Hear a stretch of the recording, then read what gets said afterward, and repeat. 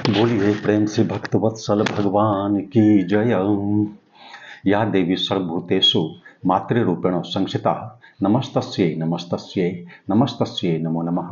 या देवी सर्वभूतेषु बुद्धिरूपेण संस्थिता नमस्तस्यै नमस्तस्यै नमस्तस्यै नमो नमः। जब पूज्यपाद गोस्वामी तुलसीदास जी महाराज श्री रामचरितमानस की रचना करने लगे,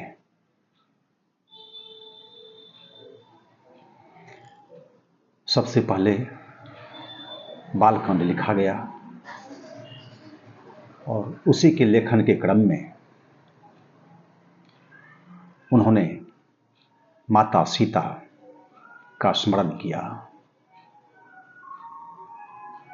उस भाव को उन्होंने निरूपित किया। जनक सुता जग जननी जानकी अतिशय प्रिय करुणा निधान की ताके युग पद कमल मनावं जासु कृपा निर्मल मति पावं। वास्तव में निर्मल मति की बड़ी आवश्यकता हम लोगों को है। मति तो कदाचित है, परंतु वह मति दूषित है, मलयुक्त है, समल मति है। लेकिन निर्मल मति हो जाए, जासु कृपा निर्मल मति पावं, उसकी आवश्यकता है। तब बुद्धि होने की सार्थकता हो जाती है। बुद्धि है, लेकिन यदि वह विमल नहीं है, निर्मल नहीं है, दोष रहित, विकार रहित नहीं है, तब फिर क्या बुद्धि है? बुद्धि तो है। इसलिए अपने यहाँ, अपनी संस्कृति में गायत्री मंत्र का महत्व है। गायत्री मंत्र का जप किया जाता है, त्रिसंध्या की जाती है, शापोद्धार किया जाता है, मुद्राओं का प्रदर्शन किया जाता है। ये सारे विधान हैं, परंतु सब यज्ञोपवीत के पश्चात सब कोई उस मंत्र को जपने के अधिकारी नहीं है।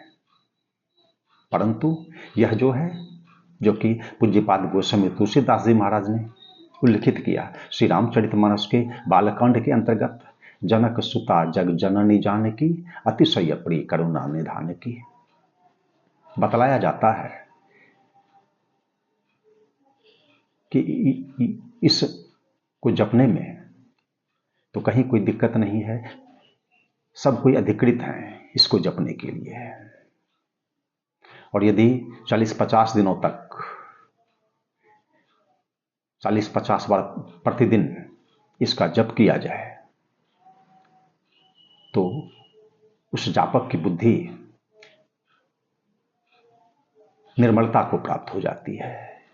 यह है इसका महात्म्य। यानी गायत्री मंत्र के जप करने से जो लाभ होता है, वही लाभ हमें इसके जप से प्राप्त हो जाता है। और इसका जप करने के लिए सब कोई अधिकृत है, कहीं कोई भेदभाव ऐसा कुछ नहीं है।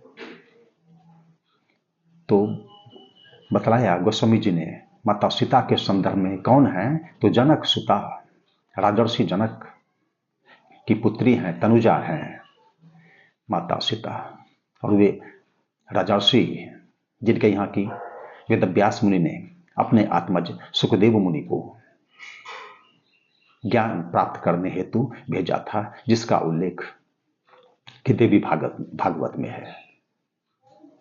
जब वेदव्यास मुनि ने उपदेश दिया अपने आत्मज सुखदेव मुनि को, और वह दृष्टिकोण सुखदेव मुनि को नहीं भाया, तब प्रेरित किया वेदव्यास मुनि ने अपने आत्मज को, सुखदेव मुनि को, यदि मेरे मंतव्य से तुम्हारी मन को शांति मिल नहीं रही है, तुम प्रभावित नहीं हो रहे हो, धारणा नहीं बन रही है, तब तुम मिथिलापुरी को जाओ और वहां पर राजा जनक है, राजर्षि हैं, राजकाज लौकिक दायित्व का निर्वाह करते हुए भी वे सर्वथा मुक्त हैं, तुम उनसे ज्ञान प्राप्त करो। और जब वेदव्यास मुनि ने यह कहा, प्रेरित किया, और सुखदेव मुनि गए, तब वहां पर प्रभावित हुए। ऐसे राजा जनक, राजर्षि जनक, ज्ञानियों का, साधु महात्माओं का आना जाना वहां पर पदार्पण होते रहता था।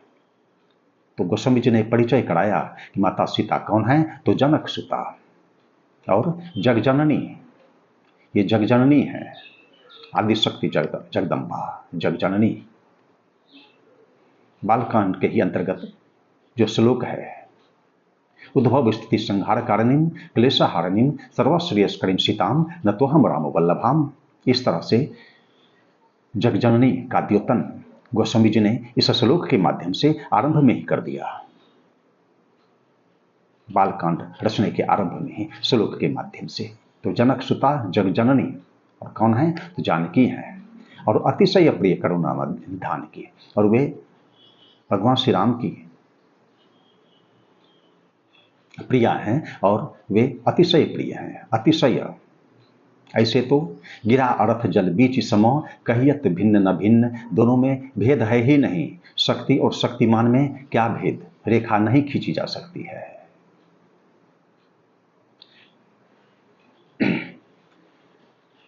फिर भी वे अतिशय प्रिय हैं।